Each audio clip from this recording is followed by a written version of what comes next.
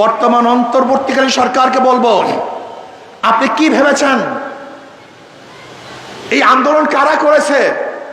আপনি যাকে ইচ্ছা তাকে উপদেষ্টা বানাবেন, যাকে মনে চায় তাকেই ক্ষমতা দিবেন। বাংলাদেশের মানুষ মানবে না, মানতে পারে না। কোন নাস্তিকদেরকে বাংলাদেশের উপদেষ্টা আমরা দেখতে চাই না।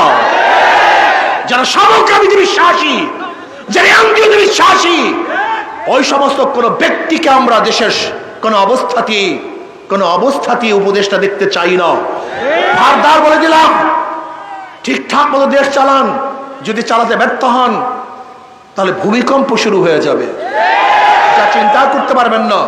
কাজে আসুন সমৃদ্ধভাবে কাজ করি।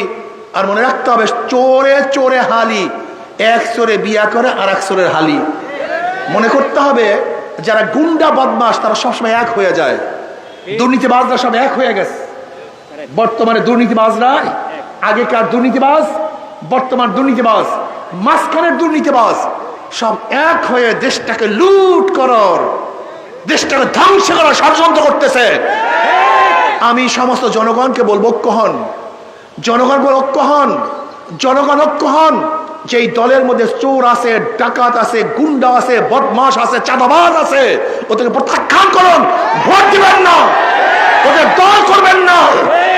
যেই দলের মধ্যে চাঁদাবাজ আছে, গুন্ডা আছে, জালেম আছে, খুনি আছে, ধর্ষক আছে, ওদেরকে আর ভোট দিবেন না। যদি জনগণ ঐক্য হন তাহলে ইনশাআল্লাহ কোন ফ্যাসিস্ট, কোন জালেম, কোন গুন্ডা, কোন চাঁদাবাজ আর ক্ষমতা আসতে পারবে না। কাজে আসুন